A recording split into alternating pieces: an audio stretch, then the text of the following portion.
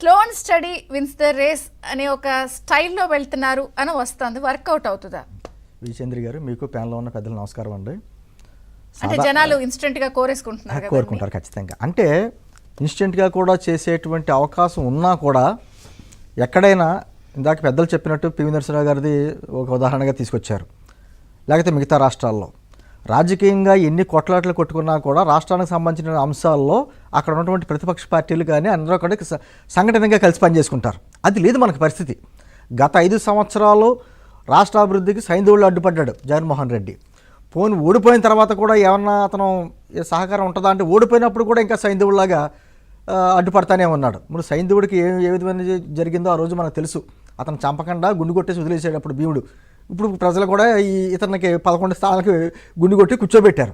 నేను ఏమంటున్నానంటే, ఒక పక్కన ఒక దుర్మార్గమైనటువంటి రాజకీయ నాయకుడు ప్రతిపక్షంలో ఉండగా రాష్ట్రాన్ని అభివృద్ధి దిశలో తీసుకెళ్లాలన్నటువంటి ఒక సంకల్పంతో చంద్రబాబు నాయుడు గారు, పవన్ కళ్యాణ్ గారు చేస్తున్నటువంటి కృషి మీరు మొదటి రోజునే అధికారంలోకి వచ్చిన మొదటి రోజునే కార్యక్రమాలు చేసుకుంటూ మొదలుపెట్టారు.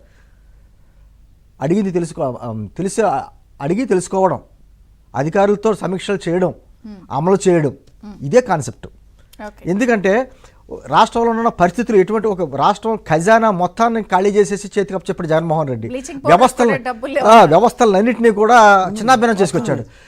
పవన్ కళ్యాణ్ గారు పంచాయతీరాజ్ మీటింగ్ పెట్టాడితే బ్లీచింగ్ పౌడర్ కూడా డబ్బులు లేవని చెప్పేసి అధికారులు చెప్తే ఏం చేయాలంటే పరిస్థితి. నేను అంటుంది, ఈ రోజున ఆగస్టు 15 కార్యక్రమాలు జరుగుతున్నాయి. గతంలో పంచాయతీలకు, మైనర్ పంచాయతీలకి 100 రూపాయలు, మేజర్ పంచాయతీలకు 200 రూపాయలు, 250 రూపాయలు ఆ కార్యక్రమాలు చేయడానికి ఇచ్చేవారు. ఇప్పుడు దాన్ని 10,000 పెంచాం మైనర్ పంచాయతీలకి, మేజర్ పంచాయతీలకి 25,000 పెంచాం.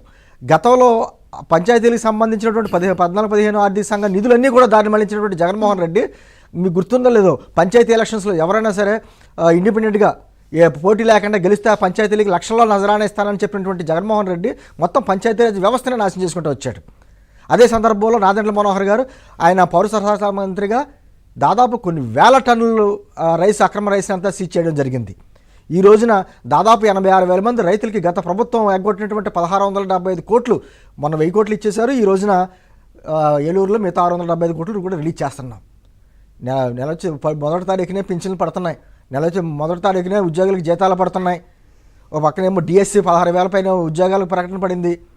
పోలవరానికి సంబంధించి మొదటి దశ పనులకి 14,000 కోట్ల పైనే 15,127 కోట్లకి అంచనాలకి కేంద్రం నుంచి నిధులు సంపాదించుకోగలుగుతున్నాం.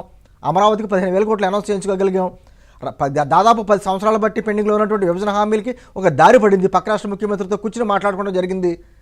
నేంటుంది ఈ విధంగా చెప్పుకుంటే 2 నెలల్లో, గతంలో కూడా జగన్మోహన్ రెడ్డి గారు ముఖ్యమంత్రిగా ఉన్నప్పుడు, ముఖ్యమంత్రి అయిన తర్వాత వెంటనే జనసేన కావచ్చు, తెలుగుదేశం కావచ్చు, ఈ ప్రభుత్వానికి కొంత సమయం ఇద్దామని చెప్పేసి అన్నామా తప్ప మొదటి రోజు మనం ఎప్పుడు వాళ్ళని ఇబ్బంది పెట్టినటువంటి పరిస్థితి లేదు.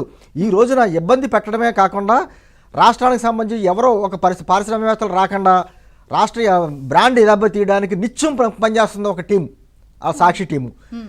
ఏదో ఇక్కడ శాంతి భద్రతలు ఏదో వివాదం జరిగిపోతుందని చెప్పి ఢిల్లీ కూడా ధర్నా చేసేటువంటి జగన్మోహన్ రెడ్డి 2 నెలల్లోనే, అంటే రాష్ట్రాన్ని ఏ విధంగా ఇంకా సర్వనాశనం చేయాలి, ప్రజల సుఖశాంతులతో ఉండకూడదనేటువంటి ఆ భావంతో ఉన్నాడు.